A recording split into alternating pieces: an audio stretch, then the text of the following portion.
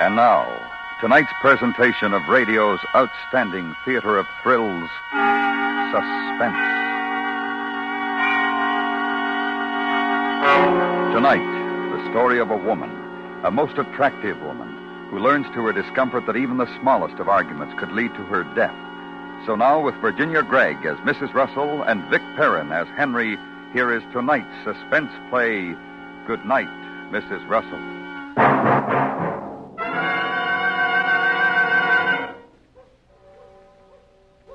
There's no escaping now. He hasn't said a word for 10 minutes. I know he's turning over in his mind how he's going to kill me. It's almost dawn now. In a little while, the milkman and the paper boys will be making their rounds. I'll be dead.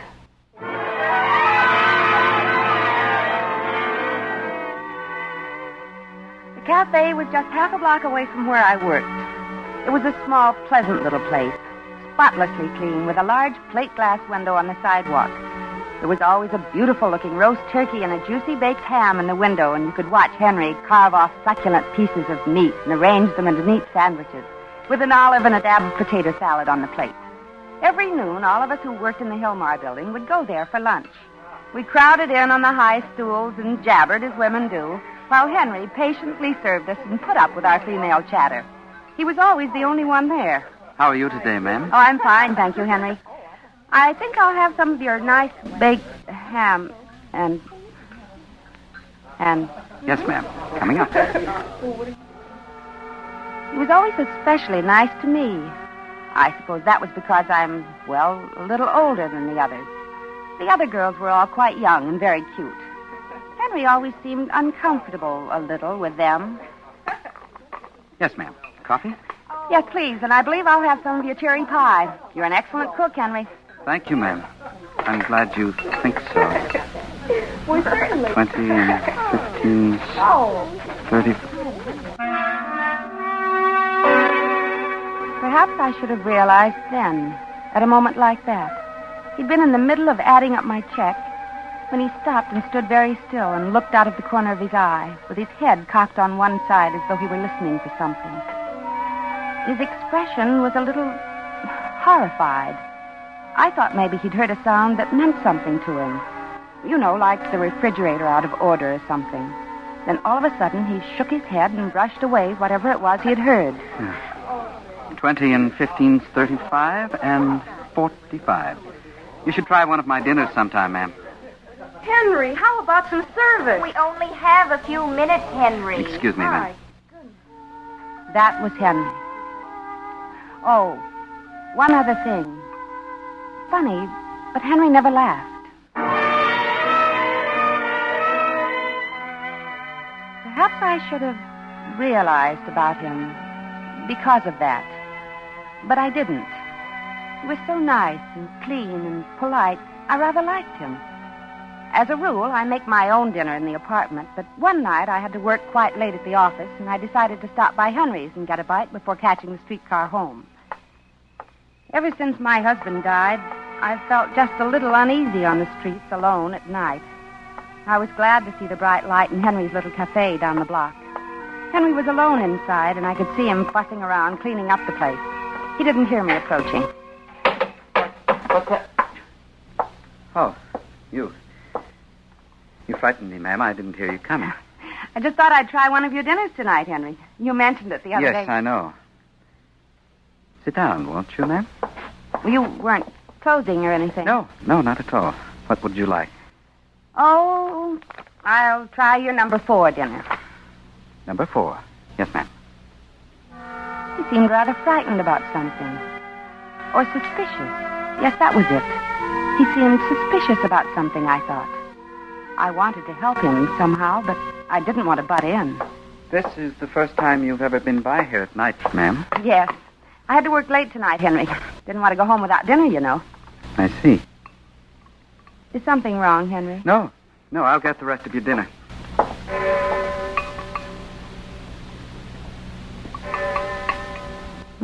Delicious soup. Thank you, ma'am. You don't often work late, do you? No, I don't. This is the first time, in fact. My boss asked me to stay late to type some letters. I know. You work in the Hilmar building. Well, yes, I do. How did you... I know lots of things, ma'am.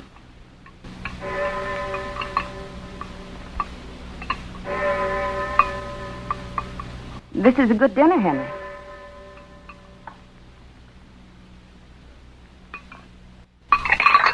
I guess I'm not as hungry as I thought I was. I'm afraid I'm going to have to leave some of it.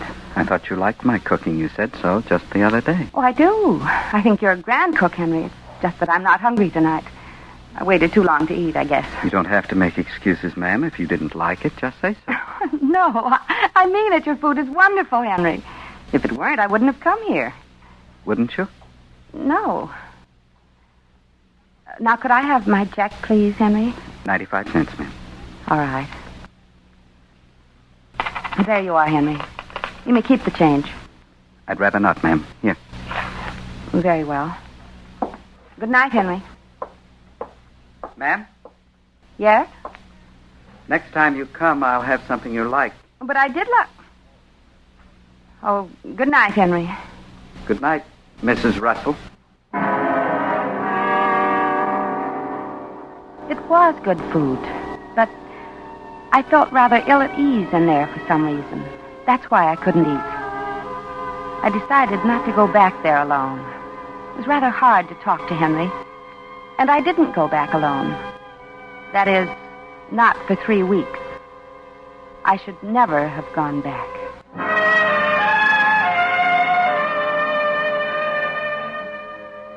We all continued to have our lunch there, and Henry was the same quiet, polite young man. Gradually, I came to feel that odd business in the cafe that night had just been all my imagination. Then came tonight. I had to work late, and again, and for the last time, I went to Henry's.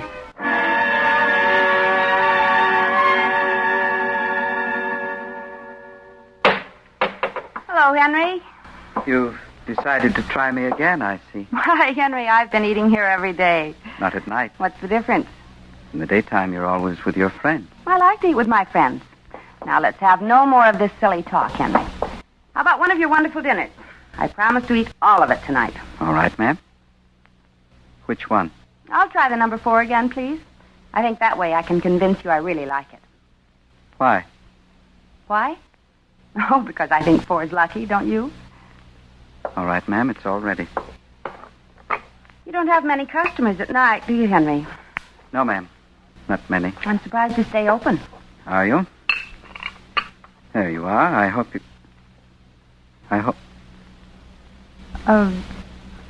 What is it, Henry? You seem to be listening for something. Is there... Are you enjoying your dinner? Henry, I hate to sound like I'm prying. I know it isn't my business at all, but I think something's bothering you. Do you? Yes, there isn't any way I can help, is there? Nothing's bothering me, ma'am. Yes.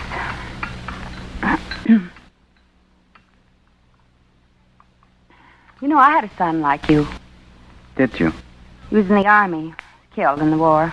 He was very much like you. I see. That left me all alone in the world. My husband, Leonard, died 4 years before. Oh, he was a wonderful man. Everyone admired him.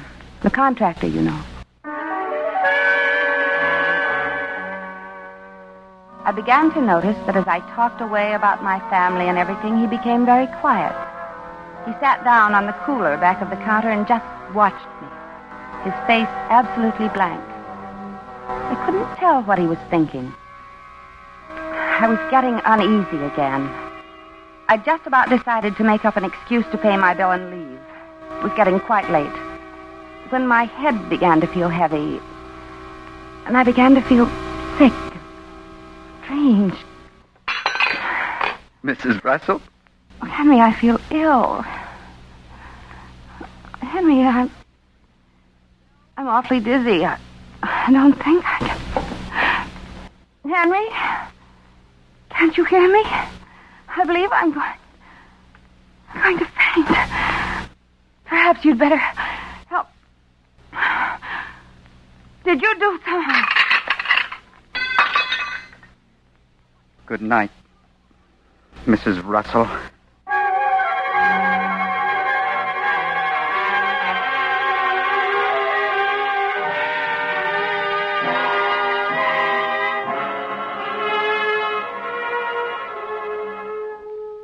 are listening to Goodnight Mrs Russell, tonight's presentation in radio's outstanding theater of thrills, Suspense.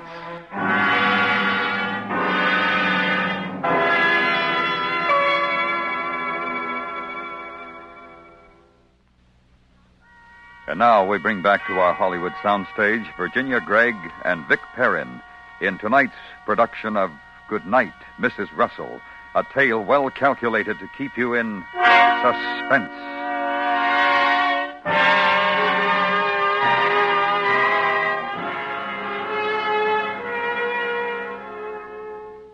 I don't know how long I was unconscious. It seemed just for a moment. A moment crowded with horrible nightmares and dreadful sounds. I remembered hearing a woman screaming and crying horribly. It was ghastly. I must have been unconscious several hours. And when I opened my eyes, it was dark. Pitch dark. A clock was ticking somewhere. And I realized that the screaming woman had been me. Is anyone here? Where am I? I'm tied up. Who's there? Can anyone hear me? Help! Help! Help! Where am I? You're in my room, Mrs. Russell. It was Henry. Where was he? The room was black as night. I could see nothing. What was I doing here? Why was I tied up?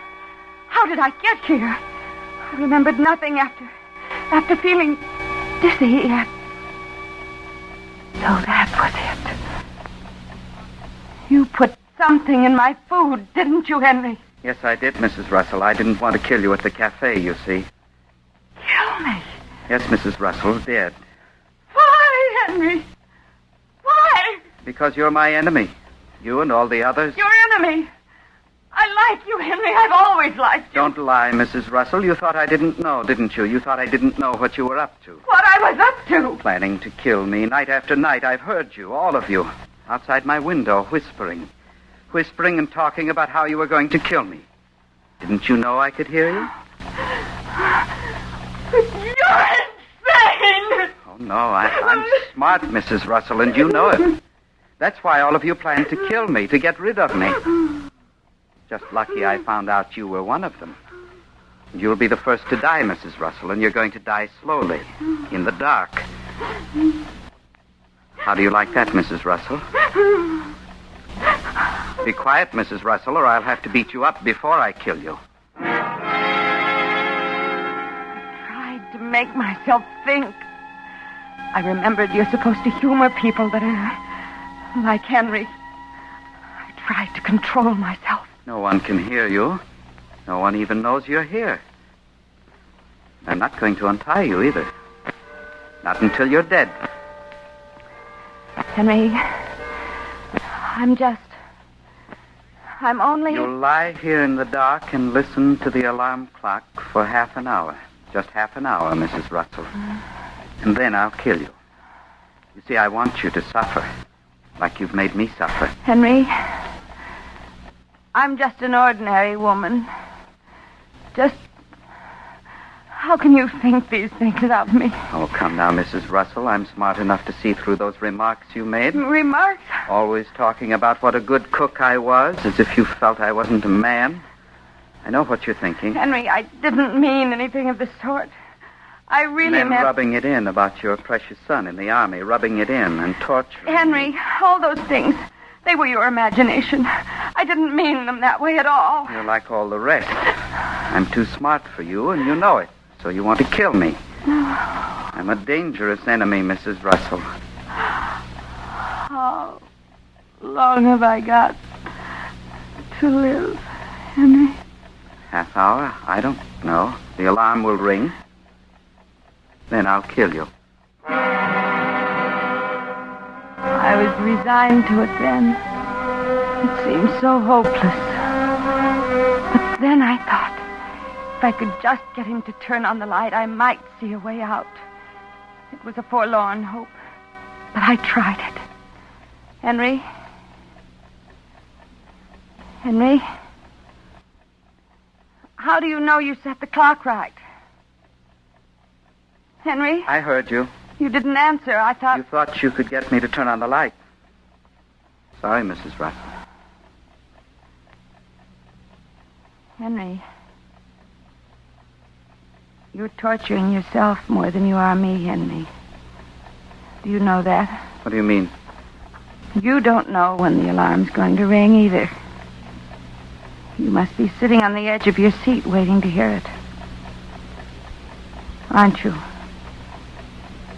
You see, when it rings, I know that I'll have to die.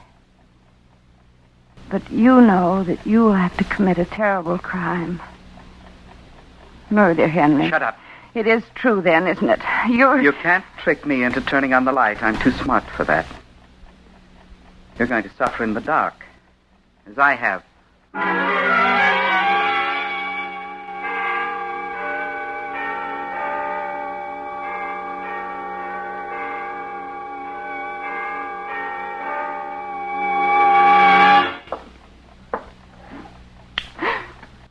I decided to turn on the light, Mrs. Russell.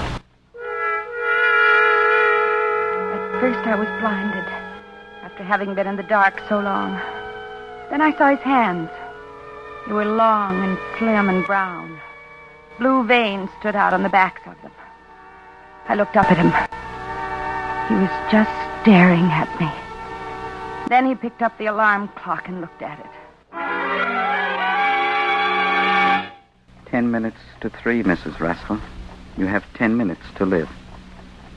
Can you wait? It was a tiny, neat living room. I was on a couch. The shades were down. There was no phone. The front door might be unlocked. It might be. I can wait, Henry. 8 minutes now. The hands were racing each other around the face of the clock. But if I could just get untied now, there'd be a chance. I'd have to be careful. But quick. 5 minutes, Mrs. Russell. Henry, what are those things strapped to that board over there on the wall? Oh, that's my collection. A collection? Match folders? Oh, do you collect match folders? Oh, yes. I'll show them to you. I held my breath as he took them down off the wall. If that clock would only stand still for 5 minutes. Here. See? I have folders from all the famous night spots. Here's Ciro's. And the Store Club. And 21.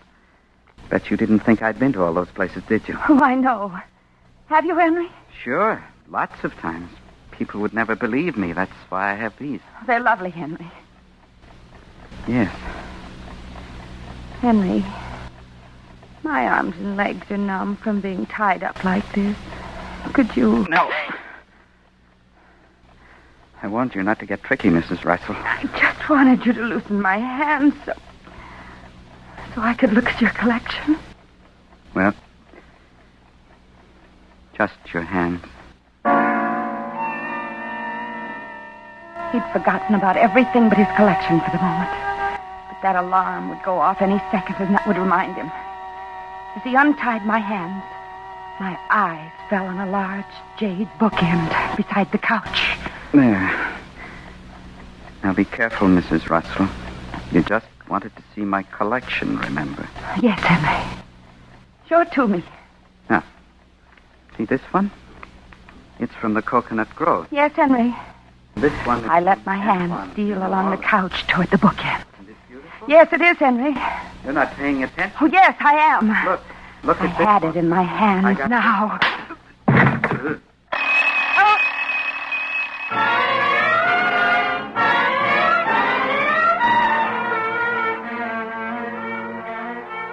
Don't even remember doing it. But somehow I'd gotten the bindings off my feet. And I was outside in the night. He'd been telling the truth. His house was the only one on that block. I ran as hard as I could. I didn't even think about direction, just ran. I knew he'd come to in a minute, and I had to get out of sight. I'm not used to such exercise, and my heart was pounding so hard it ached. In the middle of the next block, I stopped for a moment and leaned against a tree to breathe. And I looked back, and I saw him. I could see him beneath the street lamp. He stopped, not knowing which way I'd gone. He was wild. His mouth was hanging open loosely. I shrank back further in the shadows and prayed he'd go the other way. He didn't. He started walking rapidly again, in my direction.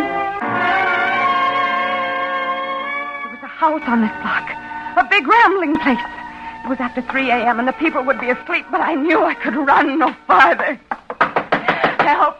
Oh, help! Let me in, please. Oh, please, open the door. Open the... And then I saw the note pinned to the door. It said, "No milk for 10 days." I could hear Henry's footsteps down the street, and I knew he must have heard me.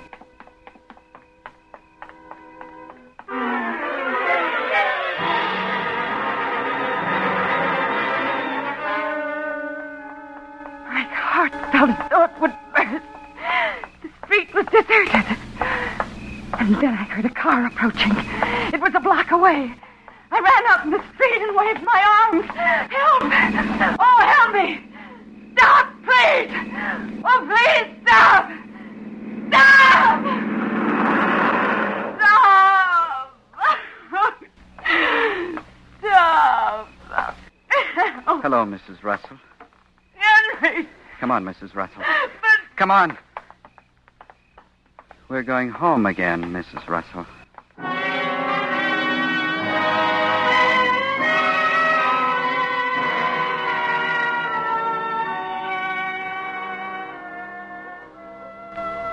There's no escaping now. He hasn't said a word for 10 minutes. I know he's turning over in his mind how he's going to kill me. It's almost dawn now. In a little while, the milkman and the paper boys will be making their rounds. I'll be dead.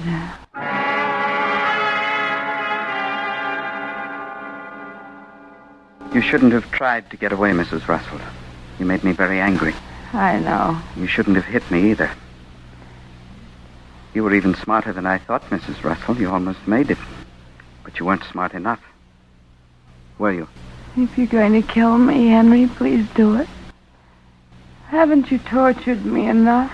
You see? It just didn't do you any good to be my enemy, did it? I don't like to kill you, but I have to. It's the only way I can protect myself. Oh. Don't you see you're not well, Henry? Please try to listen to me. I'll have to kill all the others, too. If I don't, they'll kill me. The others? Don't pretend you don't know. I've heard them whispering about me. You must have heard them, too. The voices. The voices? All the time, just like I told you. When I'm at work, even here at home, I hear them plotting. They don't know I know. Henry, there's no one. It's all an illusion, don't you see? Just like you are, they're afraid of me because they know I can outsmart them. I'm too clever for them, and they know it. That's why they want to kill me. That's why you want to kill me, isn't it, Mrs. Russell? I don't want to kill you, Henry. If only there were someone... I've rather gotten to like you, Mrs. Russell. If you weren't dangerous to me, I might let you live. I'm not dangerous to you, Henry. Oh, yes, you are. I've decided to strangle you. If you close your eyes, it will happen very quickly. You'll hardly know it. Are you ready, Mrs. Russell? Now, please don't struggle. It'll be much easier for both of us. Aren't you going to close your eyes? No.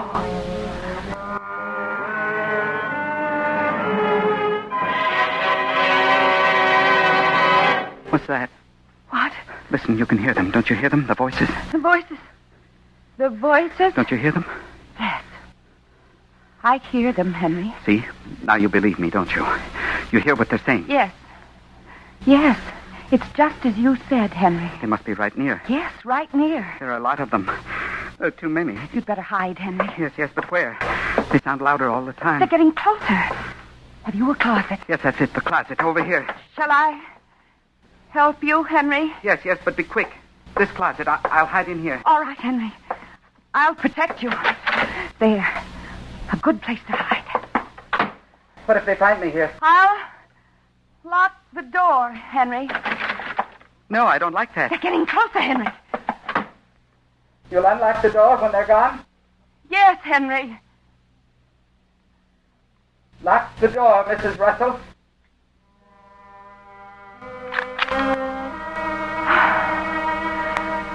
You'll be safe now, Henry.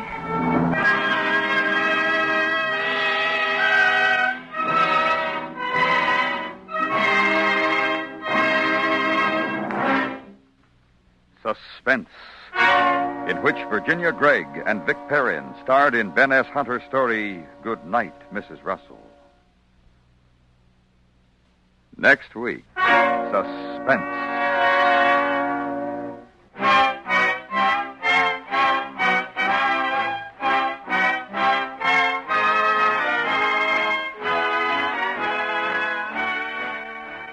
Suspense is produced and directed by Norman MacDonald, with music composed by Lucien Morawick and conducted by Lud Gluskin. Goodnight, Mrs. Russell was written for Suspense by Ben S. Hunter and starred Virginia Gregg as Mrs. Russell and Vic Perrin as Henry. Others appearing in tonight's cast were Jill Jarman and Eleanor Tannen. This is the CBS Radio Network.